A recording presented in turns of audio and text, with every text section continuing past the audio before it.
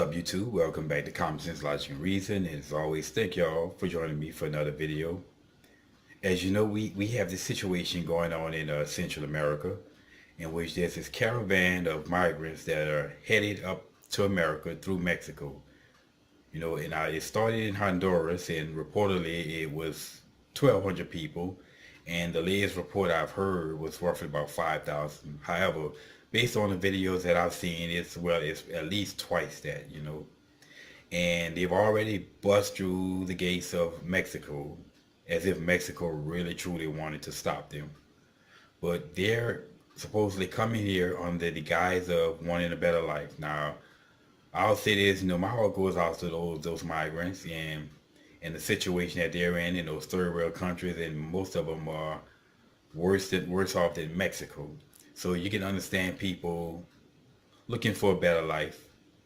In that regard, like I said, in that regard, my heart goes out to those people. But with that being said, you can't use looking for a better life as a guise or an excuse to invade our country. And we cannot allow our country to be invaded. We have to defend our border, and enough is enough. We cannot go on having this porous border, having people just, pour into this country whenever they want to, however they want to, under the guise of we looking for a better life. Because I cannot go out and rob a bank for $1 million and say where I'm doing it because I'm trying to seek a better life. They'll arrest me, try me, put me in jail, and separate me from my kids, inside the border. It's kind of, we cannot take on the world's problem, and something that a lot of liberal leftists for some reason can't understand. If we're in a lifeboat that only holds 100 people and there's 80 people in there already, we can't take 200 people into that lifeboat. It's not racist and hateful to point that fact out. But yet liberals will say, well, anyone who's opposed to them coming here is racist. No, we just can't have our country invaded. That's an invasion force, because if they're probably 10,000 strong now, how many people are going to join in once they finish that 2,000-mile trek from Guatemala or Honduras to, say, Phoenix? It's probably going to be, I would say, 40 to 50 to 60,000. We talk about a football arena full. So we cannot allow that mass wave of people to just invade our country. That's invading. And I know most people, when they think of invading or an invasion, they think of military.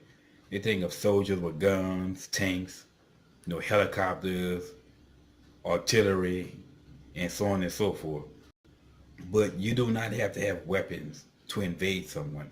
And the definition of invasion does not include having weapons. So, but anyway, like I said, we just can't allow this to go on anymore. And so what should Trump do about this? And the people are on their way. Well, first off, what he should do, and what I say he should have done since he took office, he needs to drain the swamp. He ran on a platform of draining the swamp, and unfortunately, he didn't completely do it. He still has a lot of the swamp around him. He's still surrounded by a lot of those warmongering neocons. He should get rid of them, because it's going to be a lot difficult for him to make America great again. To make good on all his campaign promises if he had these neocons in his ear. So that should be the first thing he do, completely drain the swamp. But what he should do as far as these migrants is send the military down to the border. Our military, let them guard our borders instead of guarding other nations for a change. Because again, we cannot allow these people to just enter our country whenever they want to. And they need to take all means, any means necessary to defend our border and to stop this, even if it's for deadly force. Now, people can say, well, you're inhumane. You want to see these people carnaged and die in the carnage. I don't want to see that.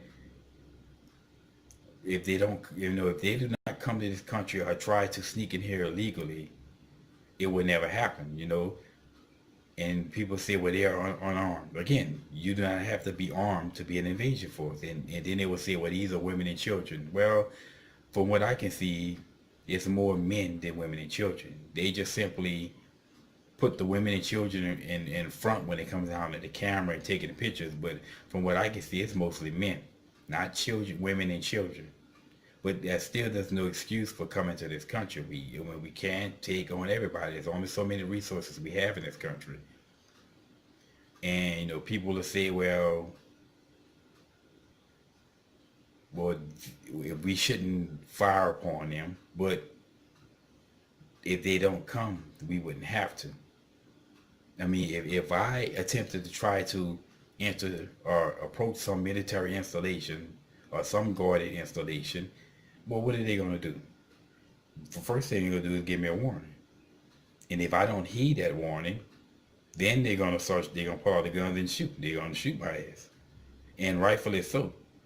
So Trump should be out in the media, out front, he should be keeping the attention on this, focus on this, saying, you know, hey, we are going to defend our border. So we urge people not to attempt to do so. But we can't keep allowing this nonsense to go on. Now, the question I would have for this caravan is, why is it that they're going to take a 2,000 mile trek from Honduras to the American border under the guise of seeking a better life? Why didn't they take that same trek closer to home to their governments demanding a better life there? Because we cannot take on the world's problem. We do not have the resources to do so.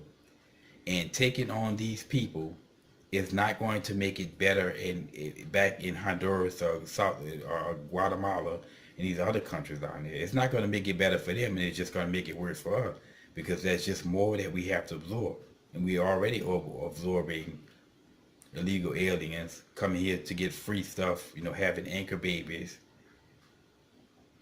That's basically have put hospitals out of business because they overcrowd them. Because they run to emergency rooms for their health care, and they have to be taken with no questions asked. No ID, nothing. So a lot of hospitals have been put out of business, but we cannot allow this nonsense. But I just don't understand how you pass up your government, caravan, pass your government, when you can make your situation better in your country, to try to come to America. And by them leaving, it's just going to make it difficult for the people left there to make a change in their own country. Now, what I find really funny about this, though, is this is the same situation that the Europeans have went through with the migrants, these Muslim migrants. Instead, you know, they had these walls of migrants invading Europe, and yeah, obviously, and I would say it's not nothing organic. Obviously, it's the globalists pushing this nonsense, because you know they want globalism. And what better way to have globalism is to have mass waves of people from other nations and cultures mixing in other nations. And that's the whole purpose of this. This is not about caring for migrants and wanting them to have a better life. This is all about pushing globalism and basically to create this new world order.